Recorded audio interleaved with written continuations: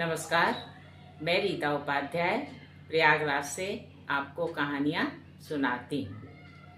हमारे सनातन धर्म में साधु संतों की एक लंबी परंपरा रही है।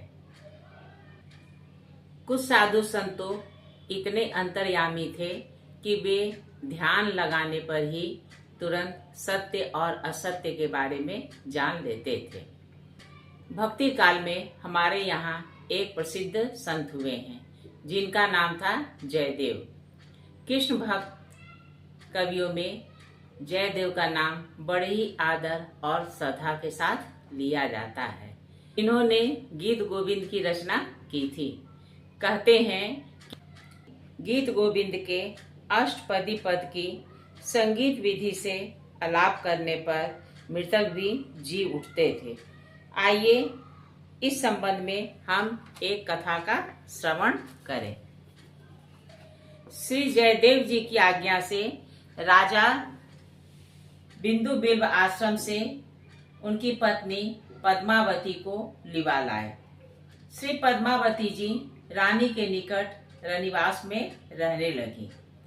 एक दिन जब रानी पद्मावती के निकट बैठी थी, उसी समय किसी ने आकर रानी को सूचित किया कि तुम्हारा भाई शरीर छोड़कर देवलोकवासी हुआ है और तुम्हारी भावजों में से एक सती हो गई। यह सुनकर रानी को अत्यंत आश्चर्य हुआ कि हमारी भाभी कितनी बड़ी सती साध्वी थी।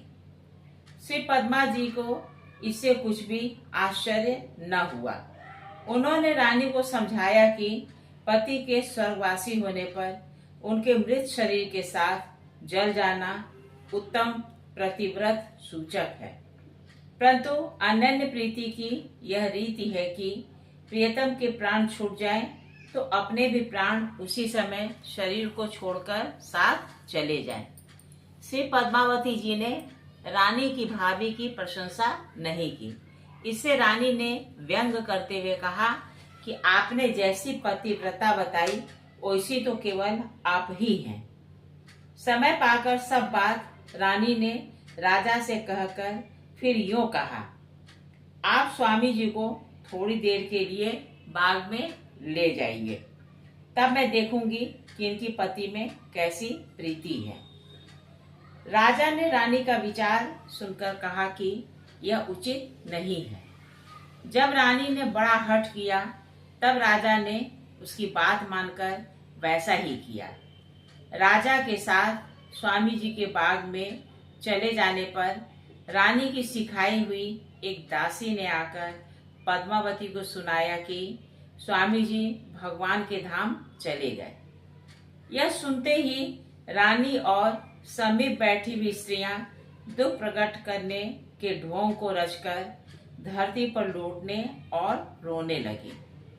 ध्यान द्वारा जानकर थोड़ी देर बाद भक्त वधू श्री पद्मावती जी बोली, अजी रानी जी, मेरे स्वामी जी तो बहुत अच्छी तरह से हैं।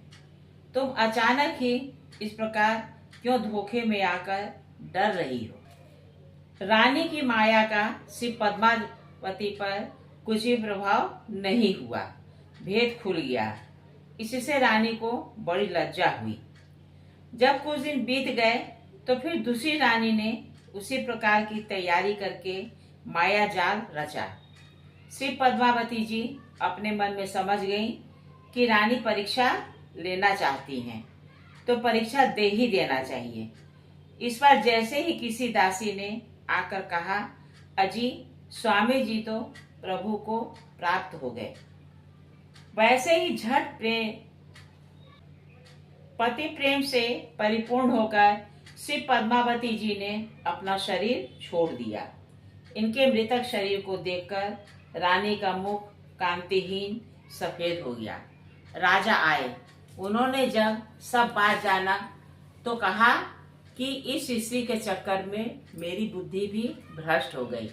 अब इस पाप का यही प्रायश्चित है कि मैं भी जल मरूं। श्री जयदेव जी को जब यह समाचार मिला तो दौड़कर वहां पर आई और मरी हुई पद्मावती को तथा मरने के लिए तैयार राजा को देखा। राजा ने कहा, इनको मृत्यु मैंने दी है। जयदेव जी ने कहा, तो अब तुम्हारे जलने से ये जीवित नहीं हो सकती हैं, अतः तुम मत जलो।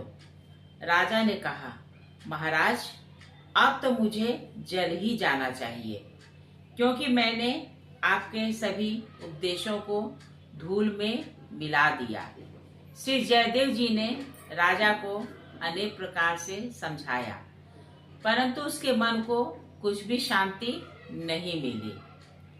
तब उन्होंने गीत गोविंद की एक अष्टपदी का गान आरंभ किया। संगीत विधि से आलाप करते ही पद्मावती जी जीवित हो गईं। इतने पर भी राजा लज्जा के मारे मरा जा रहा था और आत्महत्या कर लेना चाहता था। वह बार बार मन में सोचता था कि ऐसे महापुरुष का संग पाकर भी मेरे मन में भक्ति का लेश मात्र अंश भी नहीं आया। श्री जयदेव जी ने समझा बुझाकर राजा को शांत किया और बिंदु बिल्व ग्राम को चले गए। श्री जयदेव जी यहाँ रहने लगे। उन्होंने वहाँ एक आश्रम बनवाया। वहीं से गंगा जी की धारा 18 कोस दूर थी। वे नित्य गंगा स्नान करते थे। जब उनका शरीर अत्यंत वृद्ध हो गया, तब भी अपने आप गंगा स्नान के नित्य नियम को कभी नहीं छोड़ते थे। बड़े भारी प्रेम को देखकर इन्हें सुख देने के लिए रात को स्वप्न में गंगा जी ने कहा, अब तुम स्नानार्थ इतनी दूर मत आया करो, केवल ध्यान में ही स्नान कर लिया करो। धारा में जाकर स्नान करने का हठ मत करो। श्री जयदेव जी ने इस आज्ञा को स्वीकार नहीं किया। तब फिर गंगा जी ने स्वप्न में कहा, तुम नहीं मानते हो तो मैं ही तुम्हारे आश्रम के निकट सरोवर में आ जाऊंगी। तब उन्होंने कहा, मैं कैसे विश्वास करूं कि आप आ गई हैं। गंगा जी ने कहा, जब आश्रम के समीप जलाशय में कमल खिले देखना, तब विश्वास करना कि गंगा जी आ गई। ऐसा ही हुआ। खिले हुए कमलों को देखकर श्री जयदेव जी ने वहीं स्नान करना आरंभ कर दिया। अपने अंतकाल में श्री विद्या धाम को प्राप्त किया। कहिए मेरे श्रद्धालु श्रोताओं, मेरे द्वारा कही गई यह कहानी आपको कैसी लगी? अगर अच्छी लगी है तो कृपया इसे लाइक और सब्सक्राइब कीजिएगा। नमस्कार।